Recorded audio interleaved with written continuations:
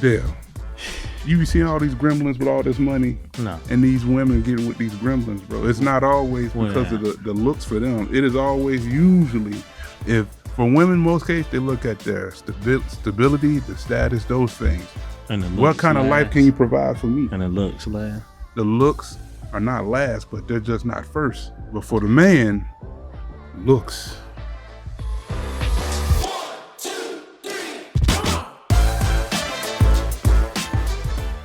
All right. Hello, everybody. Welcome to Epic Dialogue. We are here today on a very interesting subject.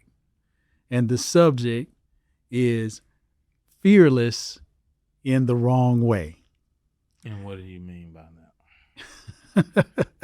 Well, what I'm going to do today is I'm going to preface this with a little bit of what I saw in a video clip. And the video clip was of a guy named John Bevere. He's a minister and an author. And he said, maybe it was about 30 years ago, he said he was a young minister and he was invited to talk to Jim Bakker, who was in prison at the time. He had, remember all the stuff with PTL, mail fraud, all of these things happened to him and he was locked up. And so he went in to see Jim Bakker. And they had a conversation, and ultimately, John Bevere asked him a question, and the question was, when did you stop loving Jesus? And it was related to him having all this sin in his life. And he said, at some point, John Bevere figured he had to stop loving Jesus. Right. And Jim Bakker said back to him, he said, I never stopped loving Jesus. And John Bevere said he was bewildered when he said that. And the next thing that Jim Bakker said, when I heard John Bevere say what he said, I thought it was real interesting because he said, Jim Bakker said to him, he said, I no longer feared God. Yes. He said, I have no fear of God. And so I think one of the things that we see in culture today, and I'll say this even inside the church, we have a lot of people who, they say they love Jesus, they love, what everything he stands for in the word, but they don't fear him because they're not walking in any obedience. But I want to get into some other things that's connected to this and want to kind of run a thread through it. I think, one scripture says the fear of the Lord is the beginning of wisdom, right? Right.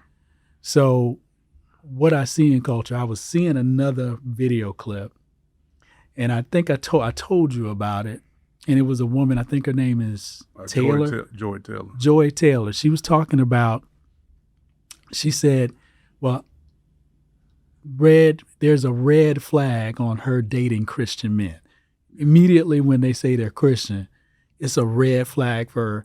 And basically, she kind of said they're deceptive, basically. They're not, they're generally not good people when they say that. Mm. And I said, this is really interesting because she didn't really seem like she was really a believer, right? Mm. It was kind of like wishy-washy what she was saying in regards to her belief system. And so I was like, does she even know how to identify a guy who is a real believer? When you blanket and say a statement like that, you're categorizing all believers a certain way. And could she identify the real thing in a man versus the fake thing in a man? And the real thing is going to only come through a man who actually has that fear of the Lord, who conducts his life in a certain way based on his belief system. And fear is a reverence. It's not you're terrified or scared, but it's understanding God's power and living a life that reflects and respects that power. So I wanted to get you guys into this conversation about kind of how can a believer to you identify the real between the fake believer? How can they do that? And in my opinion, well, discernment. But a non-believer. Yeah, discernment. For me, well, go ahead. Go. Finish what you were saying. I want you to say. The reason why I'm saying I want you to go ahead what you're saying, because I'm talking about the non-believer identifying somebody who's really a believer. To me, that's hard for a person who's a non-believer to do. No, John, how is that? Well, the reason why I say that is because an unbeliever doesn't even walk into things that's in the word in the first place. So how are they going to identify somebody who is or isn't doing it if they're not doing it themselves? Which means they can't. Really. But I want to get into this conversation because she made a good point that, you know, these guys are bad guys and there's a red flag for her. Right. But are you actually able to identify the right guy? No, because if she could, she wouldn't have made the comment. Let's just call it like it is. Because if you could, that was what I thought. Right. You could not make that comment if you understood the difference. The thing is, she identifies quote unquote believers as being a certain kind of way, deceptive. What we would call people that are false in their beliefs. Yeah. Is what she's describing. Right. But that's not an actual person. What was the deception?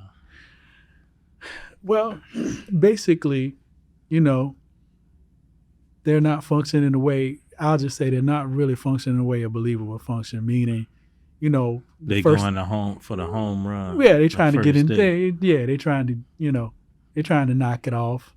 You know, they're trying to have behavior that's not really becoming of somebody who actually believes in regards to how they treat her, respect her, those kinds of things too. Can I draw a comparison between the mindset? Because a person that is a true believer operates with a sense of a sense of guilt when they don't do things according to the way Correct. The Bible says. The minute you cross the line or do something not in character with what you believe, there's a conviction there. But the only way somebody can hold them accountable, Marlon, is they have to know what's in the book to hold a guy accountable. Right, which leads us in this desert because she's making proclamations and like what she's describing is a red flag is actually should be the good flag. Because she mentioned she didn't like, she don't do the church thing. She said she don't do the church thing. And I was like, and don't be praying all the time and these different things. And it's like, this is not actually, you're looking at the good traits of what a believer should do and saying that's a red flag. But why if you're not, here's the thing, if you are a believing man, why would you be even dating a woman who isn't a believer? Because because you're going to immediately be unequally yoked. Do you see the way she looks? Bingo. I'm just, yeah. but I'm just putting it out there because the reality is, what are you gonna do? Are you gonna try to convert her, so to speak? I mean, that doesn't make any sense. Influence. Well, you definitely. But my question is, why is she even dating somebody who doesn't have the same belief system that she does? Meaning, you should be going. You should be, I think the ones that she's finding that are not believers are what she likes. Yeah, that's in tune with what she likes. She just defines it differently because she thinks it means something different, but it doesn't. She's actually giving everybody a good. No, you got to go into that. Okay. No, you got to go into that. Listen. I can't let you go past that without going into that. All right, I'm gonna get into this. So here's the thing: the reality is that she is actually doing the actual believers a favor. Yes. She's doing by saying that she's unattracted to you because of your beliefs, because her set of morals does not line up with the believer's set of morals. And right. She's making that very clear, even though she's saying, well, he can be a believer, but she's putting conditions on it. Yeah. Right. You can't put conditions on something that already has a set of rules. Right. To go by. It already has a guidebook. You can't make your own guidebook. Well, she wants to make a guidebook because you got to align up with her agenda in this particular case. And I'm like, and just say that though. I would rather you just say that. Say this is what I. But what if your agenda is really an ungodly lifestyle and you really trying to have a relationship with a godly man? and now he's trying to interact with you, and the things you're putting out is as important to you don't align. Boy, have you ever poured oil and water together and see how it mixes? They don't. Exactly. That's the point. Right. Damn, what you think, man? I just don't think they can. As attractive as a woman may be, at some point, as a man who believes you can't be with a woman who doesn't, it's just not gonna work. Right. So why not? I get it. I get it. The woman can be very attractive, but some things you got to say no to. But that's usually the deciding factor. What's the deciding factor? The look, appearance. And that goes both ways. But isn't people will put the morality behind them? But isn't that just a lack of discipline? No. Isn't that a lack of personal that's discipline? What's gonna drive. Isn't that no self-control? Isn't that what we say? One of the fruit of spirit is what? Temperance, right? Yeah. Self-control. Mm-hmm. So you mean to tell me you gonna make a decision? When somebody attractive, you just can't control yourself. Well, I disagree with that. I disagree with that. Let me see. I see you from a cultural standpoint. You never had that problem, man? You know what? When I wasn't in the space that I am now, in the grocery store. let me say this. Let me say this. A mature person in the word can. I'm not saying temptation don't exist, but a mature person in the word can. And I'm going to tell you what's the catalyst for that. The catalyst for that is the fear of the Lord. It's a reverence and respect. Because if you go out and you do something that's against the word and you get the consequences, the destructive consequences that come with that, and you let that happen to you often enough, you'll stop doing it. They say you can look, but you can't touch. Right? But you know what? I want to make a point. Because see, here it is. I'm going to show you, right?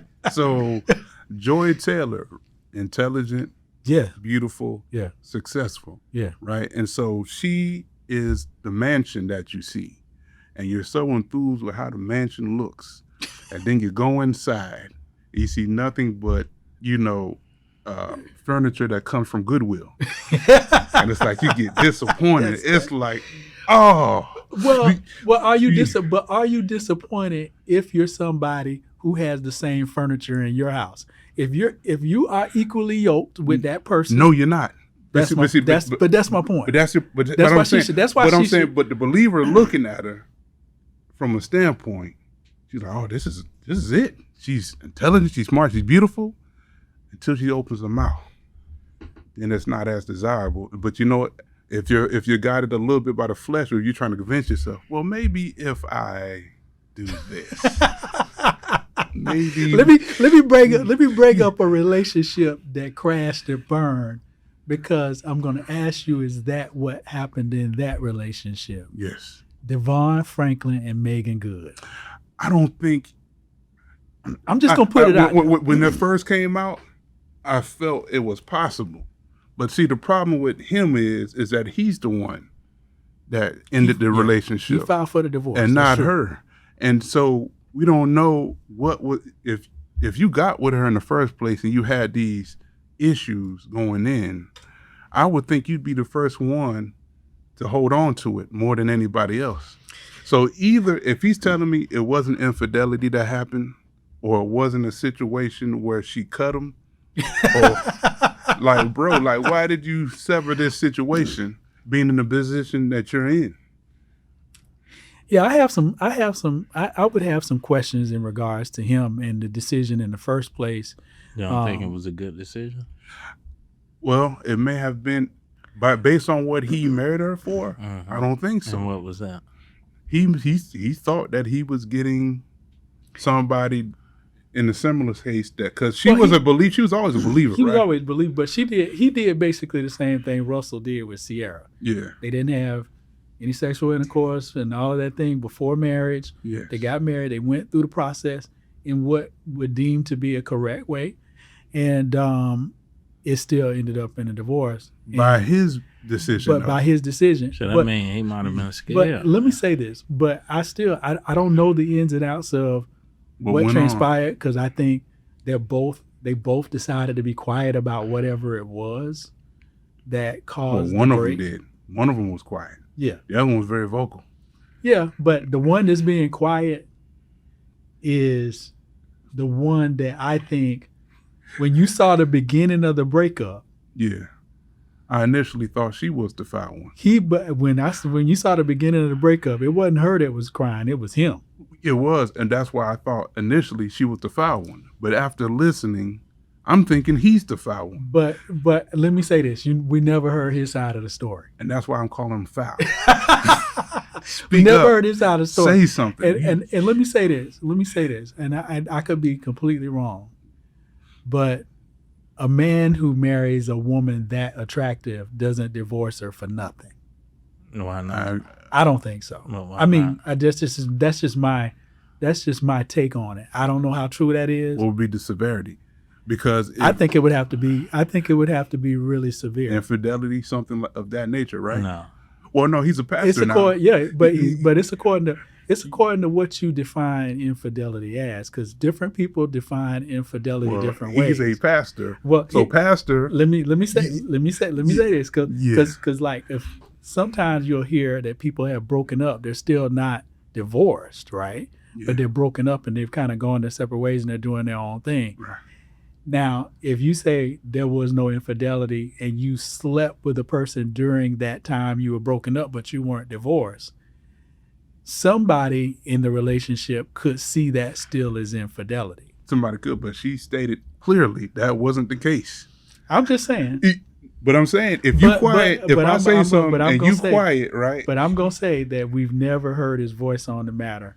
So I don't know what went on. Listen, if you don't go and testify, then it doesn't count. Right. So I just kind of, that's one that I wondered what you thought. I wanted to inject that to see if it aligned with the mentality possibly aligned. But I agree with you. I don't think it aligns with that particular situation.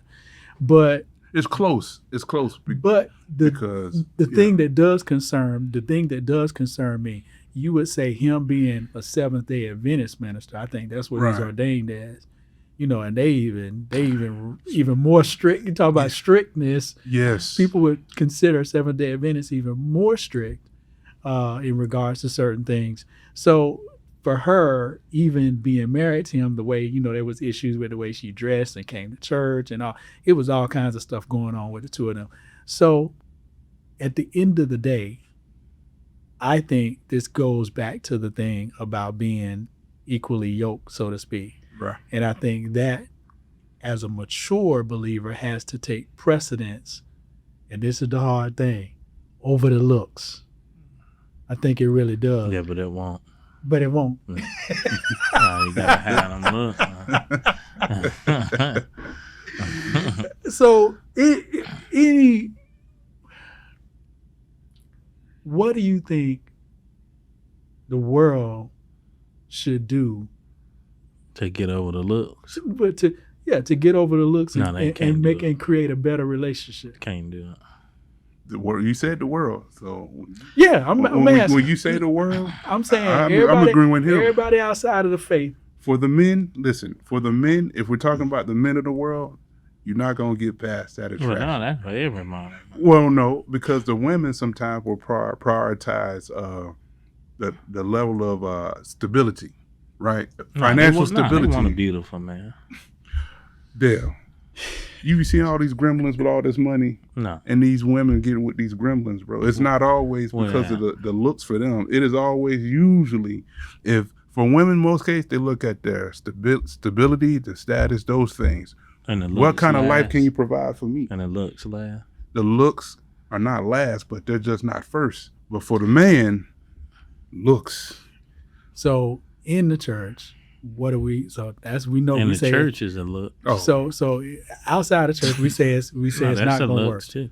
But okay, so now let's go back to the topic a little bit.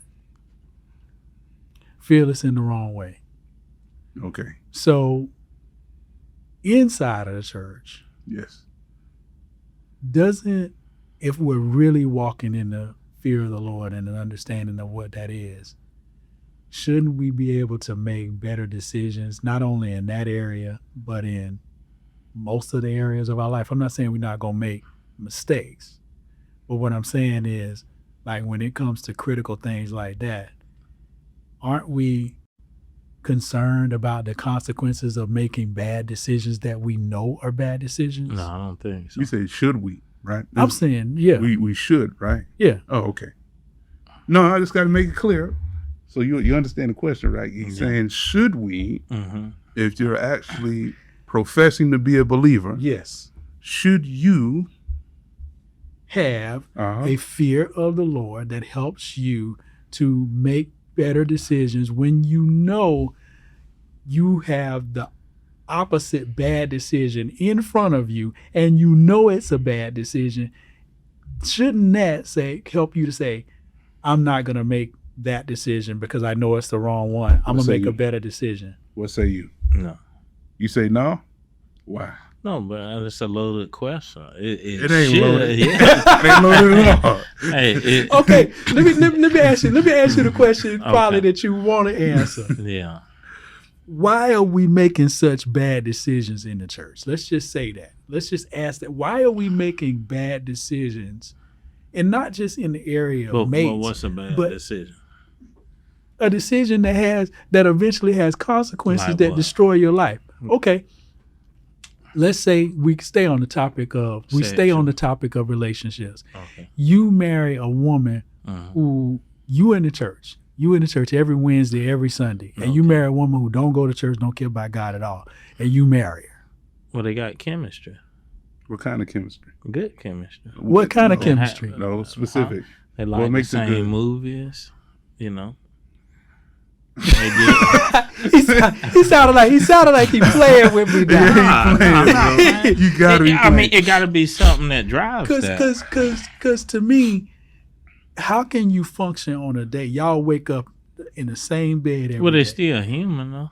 Yeah, they still human, and I'm not saying. See, Yeah, my so concern- it's on their disconnect with the beliefs. Okay. But it's still a man and a woman. But if it's a man and a woman, I get the physical part of it being a man You're and a talking woman. about spiritual But I'm talking part. about living together for the rest of your life. How do you? But what if they didn't plan it that long, though? See, can I do this? Yes. Let me do this. See, bro. No, some people No, not looking for No. forever. See, we're talking specifically about a person who takes on the belief system. Yes. So he should know better, right? Now, if he messes with somebody who does not take it, Yeah. okay, he has to know why. Why is this person Well, what if doing he what he don't know knows? why? Well, why wouldn't he? Wait, Why let me wouldn't say he?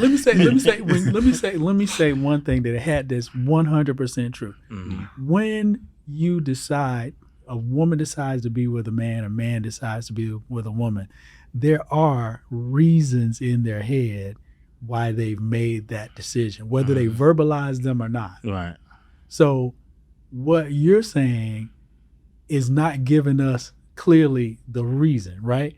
What we're trying to define is this guy who knows he's a believer, who functions as a believer, who lives his day-to-day life that way, is marrying somebody who has that Who's as in not a opposition. thing in their life at all. Zero. So he's marrying this woman and he knows he's getting something that's not in line as far as how they live on a day-to-day basis. That goes to the attributes. Then it's gonna be the look. You know, when the lights go out, it's something. So everything. Now he's telling the truth. See, yes. See, everything that he's supposed to do, he's working against because of his. But it's worth it. But is it? Yeah.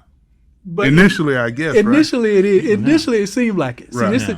this is the problem. This is what I remember what I talked about a few weeks ago. I talked about, you make a decision, and then that decision leads to bondage. Yeah. It leads to a problem. It's not a problem initially because you seem like, It's I a problem I initially. had the freedom. You say I had the freedom to marry this real fine chick, right? Right. That's what the guy is saying in his mind. Yeah. But he does. Okay, think about it. Look how many marriages Halle Berry had. She's been married what, 3 times? 3 or 4 times. 8 times. So No, I'm just but my point is, you have the option to make that decision. And it seems like it's a decision that's going to lead to your freedom. You have went to heaven. You married one of the most beautiful chicks walking the face of the earth, right?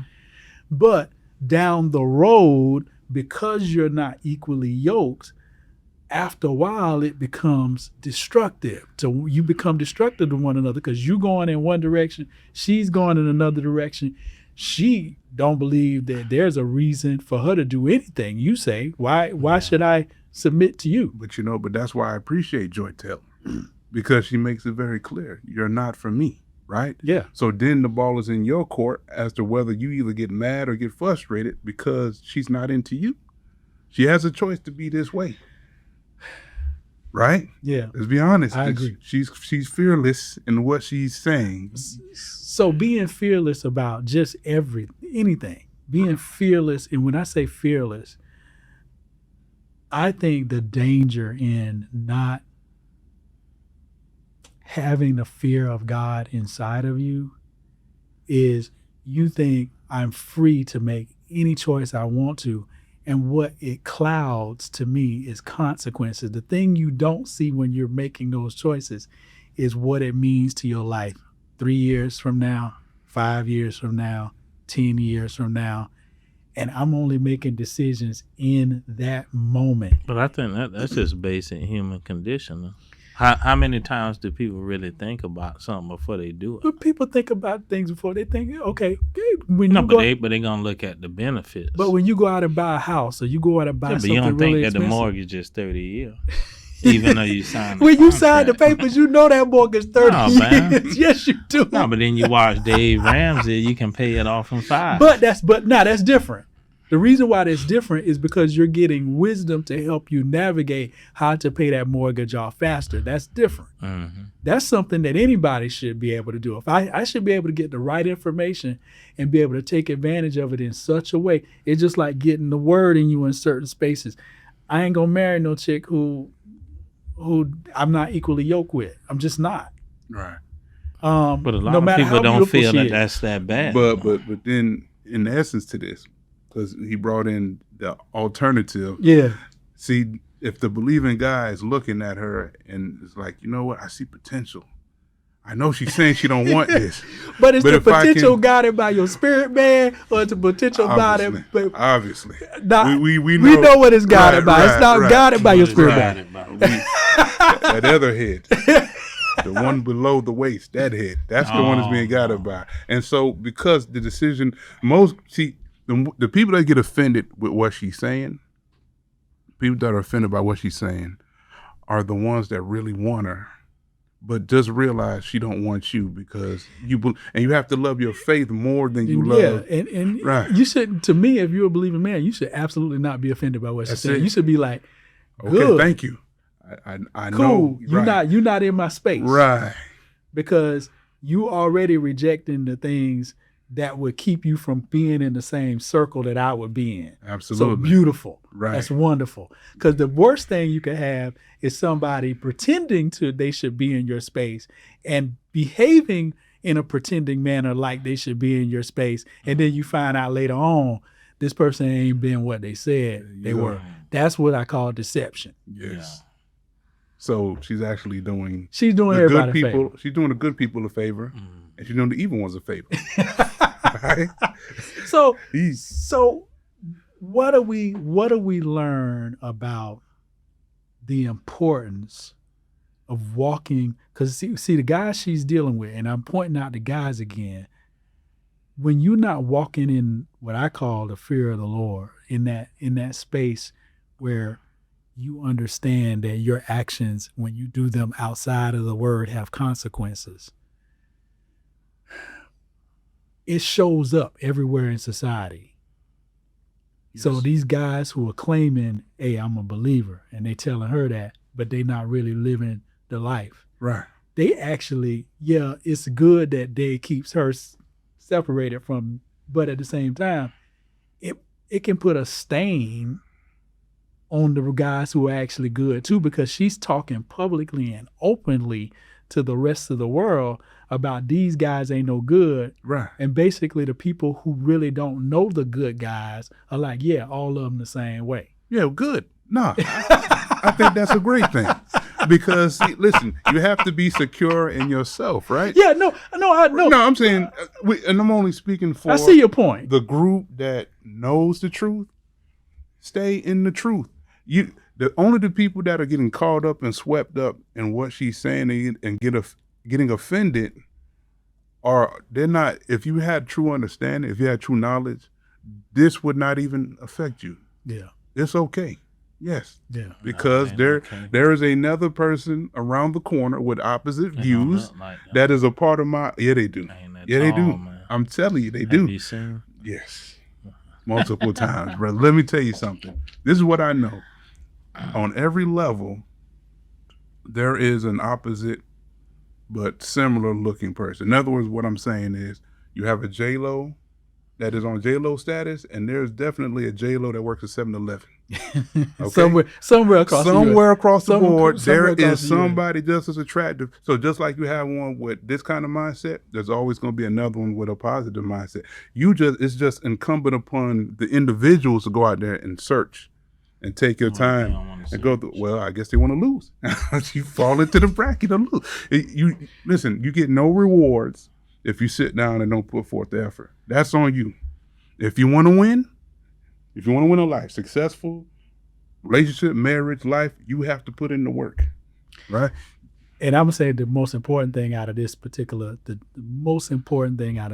is for us to model that fear of the Lord, meaning to model the truth in how we live, so that there is a picture of that guy somewhere in culture, somewhere in society. And unfortunately, there's so many cases of guys and girls who are not walking in that space in such a way where they're modeling what that is. Yeah. So when you come in contact with culture, the contrast is clear. Yeah, it is. But it's great though, I think. It's you separate people's true behavior and nature comes out this way. Yeah. You have to be authentic to who you say you are. So I'm gonna change the topic a little bit. Yes. Curve. Okay. I'm gonna change the topic. Because I saw a video and it was kind of disturbing. What was the video? The video had a pastor with a team of people on stage playing basketball in church. Oh, okay. And I was trying to figure out what message he was trying to portray. And it was this is a pretty large church. And I was like, what does this have to do with truth? I was trying to get it was so steeped in culture and so not what the word is. I was like, well, he was trying to show you got to have the right team to win the game. That's the message. That was the message. He didn't say nothing like that in the whole message. He was talking about he was running up and down the court, talking about the players and how he can't do this and shoot. It was so convoluted. And I saw some clips with some of the other things that this guy has done. Why are you not saying this thing? You don't want to be offensive? You don't want to give it no shine? I'm avoiding being offensive. But we kind of know who this guy is, and I'm just trying to understand how you can walk in something so anti the truth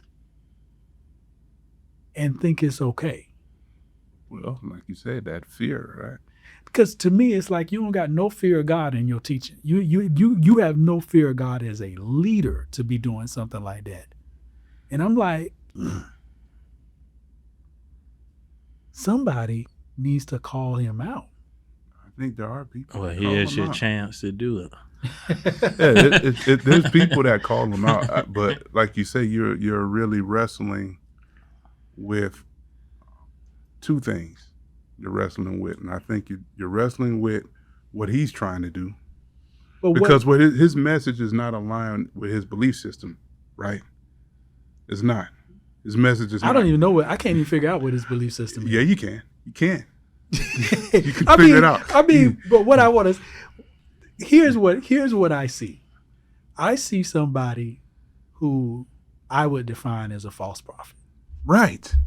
I see somebody who is so worried about appealing to people based on culture that he's so far away from the truth that he's in a danger zone. Yes. Not only, we talk about scripture, the blind leading the blind, and they're both going to fall in the ditch. Yes. He's that blind person that's leading the other blind. Right. Like you said, blind people follow blind people. What about the people that can see? The people that can see won't follow him. Follow him, right? So that's my point. You see wolves in sheep's clothing, in other words, right? And how do you know that this guy's a wolf in sheep's clothing if he looks like a sheep, but his actions are those of a wolf, right? We pay attention to what a person does. It's hard for me to see him as a wolf the way he... Well, I know he kind of... But here's one of, there's a scripture in Thessalonians that talks about God sending people who keep,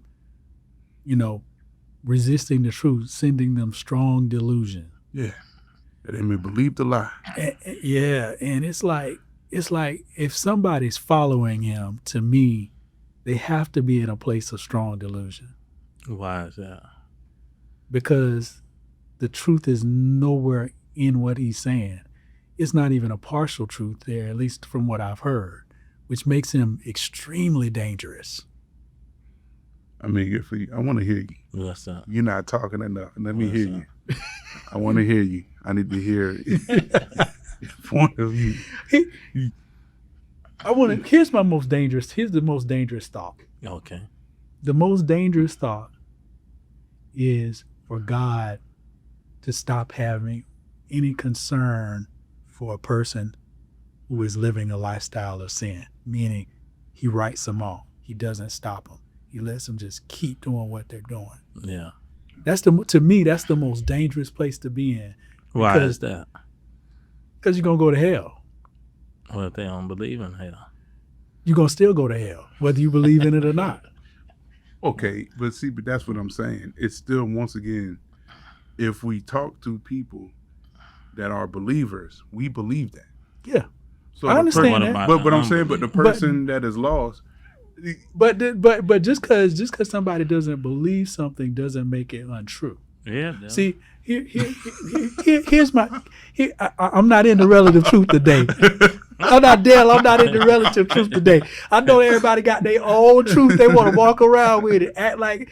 But when you look, I always say this. Look at the world around you. If you drive across country, if you drove in different parts of the country, it's beautiful. You see the mountains, the trees. You see the trees. You see big rivers. You see oceans. You see all of this stuff that's intelligently designed. Mm-hmm. You see fish that can be in the water and have gills. You see trees that give off oxygen while we breathe out carbon dioxide that they need. You see intelligent design in everything. Yes. Or do you? If you got common sense, you do. See, it's always a condition. So that's I know common sense is a big condition these days. Right. But the problem is everything speaks to the existence of an intelligent designer. It does, if I'm willing to acknowledge that. The problem is if the decision is for me to make the acknowledgement. If I don't acknowledge those things and all I acknowledge are the things that I care for. And that's most time what's happening. So how do you decide to communicate to somebody? Or do you even communicate to somebody? Somebody who's walking in a delusion, is it even worth communicating anything to somebody? Yeah, the Beatles song, Live and Let Die, man. That was a great. What'd you say? Live and Let Die, the Beatles. Basically, it's just what it is. But no, I think it's worth an effort. Right. Right? Because if you prescribe to this, that's really what a responsibility that's heaped on us. even if it seems to be futile, to try to reach out and try to offer our point of view or perspective. Right. But now once they refuse it, I got to kick the dust off my feet then. Right? I can't force you to do anything you don't want to do. I can only present information to you. So, one of the things we talked about in I don't know if we talked about it in a previous episode or in a conversation, but I believe we talked about it in a previous episode, talking about there's a good way to get money, there's an evil way to get money, right? Yes. So in culture, because people have decided, look, I'm not scared of God. I see people living the way they want to live, doing whatever they want to do. They get money. I want to be like that. That's my focus. I am my own God, right? But we know the other person who wanted to be God, right? Yes. Satan wanted to be God, right? Yes. So when you become your own God, you take on his character, right? Right. So my concern is when you walk into delusion, it's so hard to get you out of the mindset of being your own God. I think while you're living, yes, the only time anybody fears consequence when death is on the table. That's the only time they understand that they're not God. So they have to be taken to the point of death? Yes. Yeah. Absolutely. If you want to see people reach and call out for God the most, heap death on their situation. All of a sudden now. Because they don't have control. Say all of a sudden now. There it is. It's the condition has to be one that threatens their happiness or their freedom or their life for them to try to seek something else. As usually rock bottom. Rock bottom. I'm gonna read Proverbs 9, verses 9 through 11, just for the sake of trying to turn the corner and find out what we should be doing. And it says, give instruction to a wise man and he will be wiser. Teach a just man and he will increase in learning. And here's the next one that we've already talked about, the next verse 10. It says, the fear of the Lord is the beginning of wisdom and the knowledge of the holy is understanding. Yes. Then it goes on to say, for by me thy days shall be multiplied and the years of thy life shall be increased. Yeah. So. But the fool despises. Right. Right. So my question is, when you give instruction and you constantly get rejection like we're seeing, what should your posture be as a believer? What should your posture? I'm curious what your posture. What's your posture? You just got to keep on moving. Yeah, you shouldn't be mad or anything. You have to stay the course. Stay the course. Because everybody won't take it. But then sometimes the seed is planted. They may not get it in that moment. So I think that's the best thing. Mm. What's your thought? No, I'm saying I always feel sympathetic, but I don't want to be forceful either. I don't want to have to force, because love is not a forceful action. No. It's not. You can't force love. You can only force control. A person to love you, that has to be voluntary. Yeah. Right. So it's I can express my view to you and my understanding and my wisdom to you, but you have to come to right. You have to accept and come to an understanding. And I think that's the biggest thing inside of this being in a place of being able to receive truth is you got to be in a place where you're actually able to receive it. And until that actually happens, that person might stay in that place, and you have to let them stay in that place. That's why you have family members who you might talk to, and they won't change. Right over their head, yeah. They won't change. But that's all right though. Well, no, I mean, listen, everybody can't make it, man. That's just how it goes. No, I agree with the fact that everybody's not gonna make it because everybody has a choice. Mm-hmm. And like we talk about, love only comes through making a choice. And you have to have the opportunity not to love for love to be real, right? it like submission. The only way submission is actually real is you actually choose it, because anything else is really slavery. Yeah, but If to the live person is right not is a choosing. hard choice, though. Huh? To live right is a hard choice, though. Well, It shouldn't be, but it is. it's a hard choice because you don't see consequences. You don't see anything wrong with it in the current state that you're in and in the current situation you're in. But sometimes when you understand the future circumstances that you can't see, if you did understand them, you would probably live differently. I don't think so. Oh, it's Nah, good. man. Some people are thrill seekers, man. Doing wrong, it get the loins work. Right. Well, until, you know what? Until the consequence comes. Yeah, but then that's it. Neither here nor there. But I think you got a point. I think you got a point. I'm gonna tell you why. I think you have a point, and I'm gonna tell you why. I'm gonna let you say. Go ahead. The only thing I come into agreement with this to a certain degree, because I think about somebody like, let's say, a Scarface, that how that character was. He knew even when he was getting shot in the end, where am I going from here? The likelihood of me dying today is pretty high, even though I've lived this life, that I've gotten this big house, I've gotten all the money I want, but I'm still living on a path that's going to take me to death. Just like somebody who's a big drug dealer. I remember there was a story about this woman who was dating this drug dealer, and she was in the car with him, and they shot the car up. He lived and she got killed. You're taking a risk every time you're with that person, right? But it was worth it. That's my question. So was it worth it in your mind? Yeah. Because for some people, I think it is worth it. I don't know. I'm gonna let you say. Let me tell you something.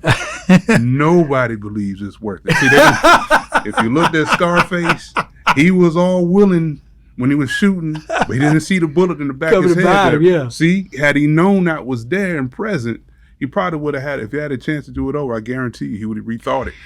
And see, that's the problem. But I think about Bishop. Remember Bishop, the character on Juice? Yes. Remember how he was when they were all sitting around watching the TV show, and they were talking about the guy died, and he said he went out in a blaze of glory, basically. Yes. Basically saying that was okay. Yeah, it was okay until it was him. See, everybody's okay until they're in this situation.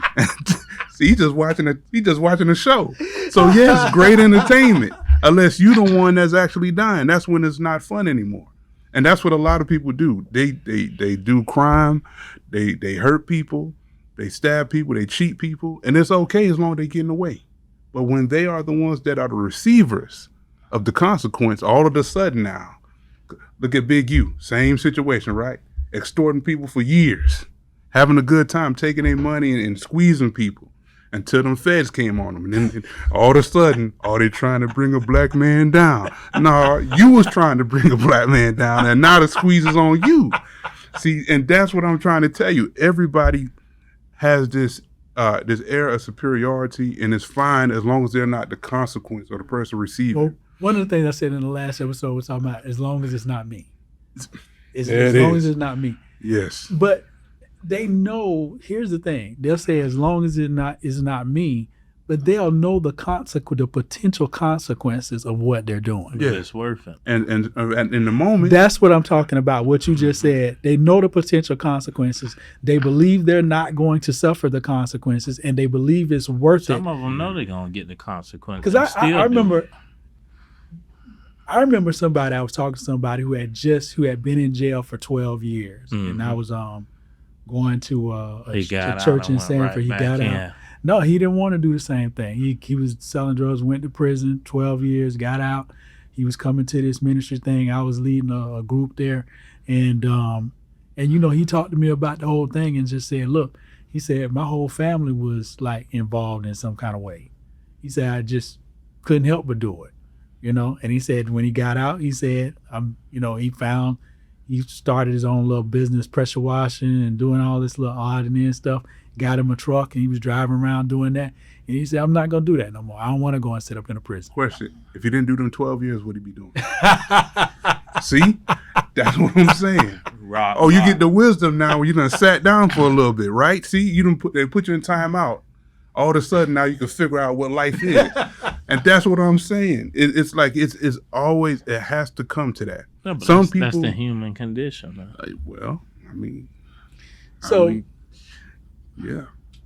this issue, You gotta die to live, man. Well, not me. The way I see it, and I see most people is the other way around. It's the unknown part. But see, that's some people, like you said, in regards to what you're saying, I get it. There's some people that are gonna push the envelope all the way and not really care about the consequence. Well, we don't see them care about the consequence. yeah. But trust me, we've been on the edge. You know, when it's right there, all of a sudden reconsiderations start popping up. So let me ask a question. What's the remedy to being fearless in the wrong way? Drugs. What's the remedy for What's it? the remedy for that? Meaning, How do we solve it? How do we solve, and I'm not even going to go into culture. Right. How do we solve that in the church of being just saying you can't be fearless in the wrong way, man? You can't have you got to have some reverence for the fact that God can set up a situation to punish you. Because I remember one of the things, and I'm gonna go back to the situation with John Bevere and Jim Baker. Basically, he was saying, Jim Baker said to John Bevere, he said him getting locked up and all of that, he said it wasn't God's punishment. He said it was God's mercy. Oh yeah, they same. He said it was God's mercy that put him there, because he said God didn't want him to end up in hell, so this gave him an opportunity to repent, because otherwise he would have went to hell. That's what he was saying. Back to what we say, time out, right? At the end of the day, what's the remedy? So so nobody even, do you think people in the church can't even get to a place where they can hear and change their actions? Some got to happen. They got to go through some. There has to be some sort human condition. Yeah. Ooh, that's not good. Why not? But why not? It's fair though. No, it's not. But what's wrong? But here's the worst. Like I said, the worst thing is really God just saying, "I done wrote you off. Well, I'm gonna just let you do what you're doing, and I'm done with you. You can go about and live your life. I ain't gonna put nothing on your path to make you think about it, to make you stop. I'm gonna let you keep doing what you're doing. But from perspective, when you're doing something evil. But see, ain't that like how it is? Like, say if you got a child and your child is out here just doing all manner of anarchy. Yeah. At some point, you're gonna get tired. You say, you know what? I take my hands off. I did as much as I could do for you. Yeah. Now you're gonna have to face the consequences for your actions. Yeah. So it's the same. It's unfortunate. Yeah. You know.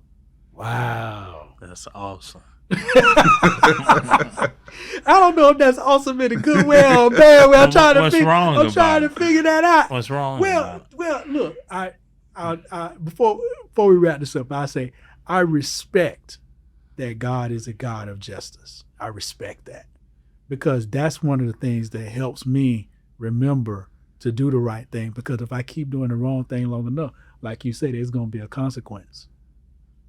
But at the same time, if you really reverence and know that God is that way, why can't you respond to it? But what if they don't know? I just need to straighten up. What if they don't know? Well, you can't profess you do then, right? If you don't know, because we done put it to just believers now when we saying this. So if they don't know, it's on them. Choices. Yeah, but I'd say that's psychological, man. Again, human condition. We always know what's best, but then something happen upstairs to make you do the opposite. But isn't it just you choosing the wrong thing because you being tantalized by the wrong thing in some way? It said what? The lust of the flesh, lust of what? The lust of the flesh, lust of the eyes, and the pride of life. There you go. So when you talk about those kinds of things that that tantalize you, lust of the flesh, lust of the eyes, pride of life, something that falls under those categories. Right. Isn't that really what's creating the problem for you as a person who is struggling? I'm saying as a person. I'm not saying as a person who's struggling. Isn't something in that space creating a problem? and you're choosing to align with that thing rather than align with the word. Most of the time, when I find myself struggling with something, I'm not aligning with the word in some way. So I need to go back to that and realign. I need to challenge myself. Right. But I mean, but that's the space you're trying to live from. That's what I'm saying. More people, most people are more concerned about just the human aspect. Well, you get what I'm saying? People in culture, I expect that from. Yeah, but even for believers, you're still in the body. The body supersedes the spirit a lot of times. You get what I'm saying? Okay. No, I see his point because I don't see his point. I see his point in the sense. I'm gonna tell you why I don't see it. I'm gonna see because this is it. When you're segmenting a specific group, it's different. If this person, we can say what it should be, but that, I'm just saying. There you go. No, but that's still what it should. But how is it? No, how is it versus what it should be is the issue. If I am a believer, I'm supposed to subscribe to how it should be, not how it is.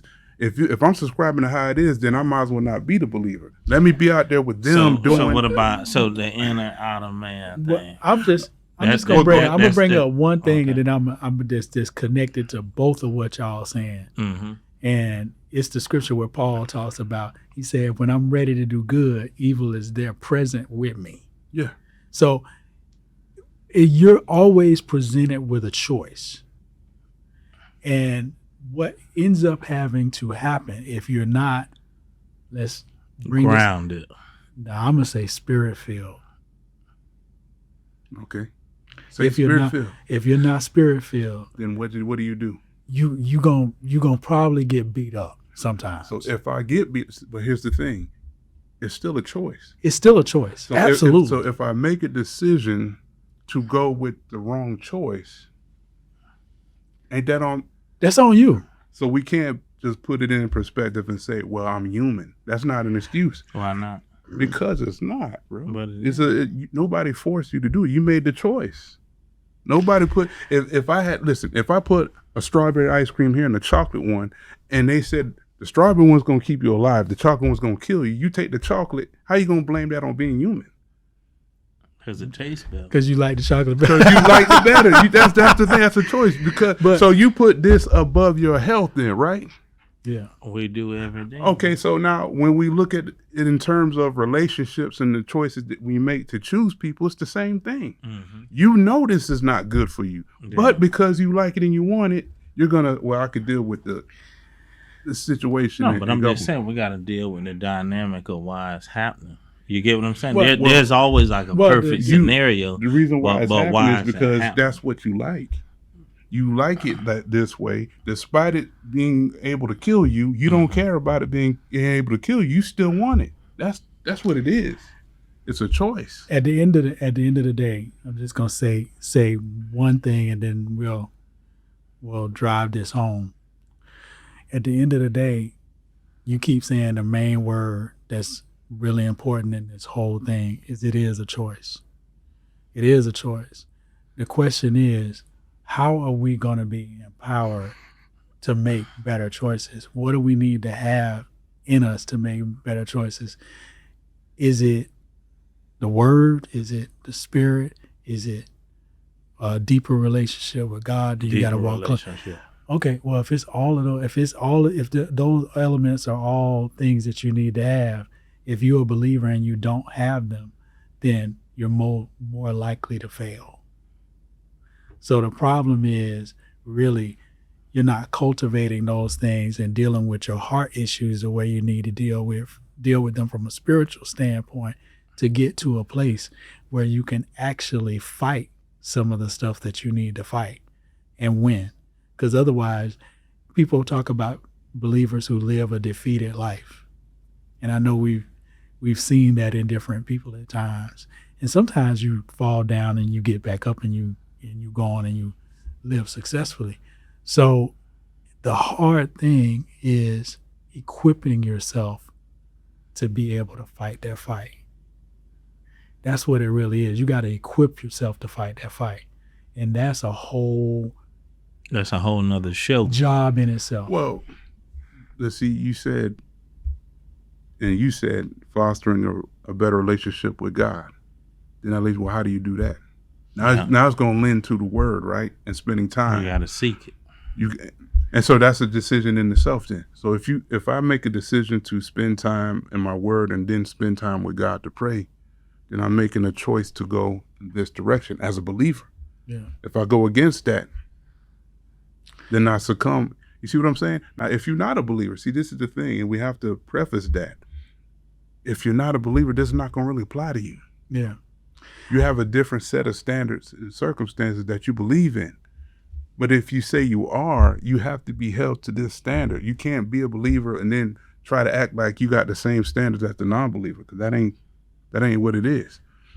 So what we're going to have to get into, and I think we're going to wrap this show, but I think we're going to have to get into at some point and just do a whole psychology of getting into the things that help you sustain that relationship. Because if you don't do that, it's no way you can walk out the life. It's impossible to walk out the life. And that's even if you say you're a believer. I say, I believe, but then it's just like going back to what we started in this, talking about having this no fear of God. You know, if you don't have no fear of God, then the likelihood of you doing things that are anti is going to be extremely high. And to me, it's hard to be anti-God and not have any fear of God if you're spending a lot of time with God. So let's make sure that when we get into this the next time, we go into what things sustain that posture. Because if you can't sustain that posture, you're going to get beat up. Yeah. But I think this has been a good episode, because I think one of the things that we are missing in society, and I don't have no reason, I don't have no reason to fear God. No, you actually do. Because at the end of the day, he's the one that can decide on punishment or not punishment based on what you do with your life. Mm. And people say, well, I don't answer to nobody. Okay, you think that's fine. You don't believe you answer to nobody. Yeah, they do. Cool. To get that paycheck every Friday. We let all kinds of things influence us and function like they're our God. All kinds of things. Jobs, people, all kinds of stuff. Because it's a reward at the end. Because it's a reward.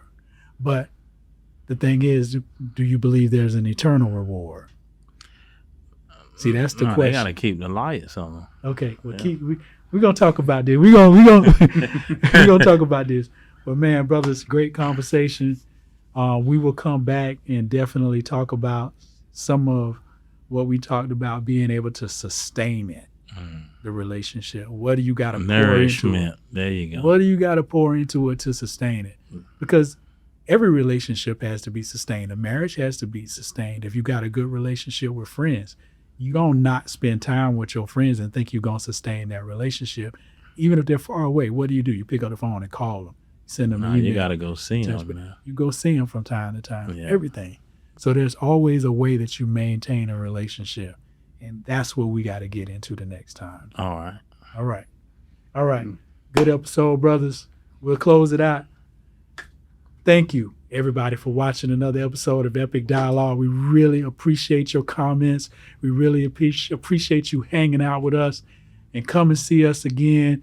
Definitely hit the subscribe button and the like button, and definitely join us again for another episode, which will be coming your way soon. Thank you very much. Appreciate you hanging out. Get a hat and a shirt. Don't forget, support the movement.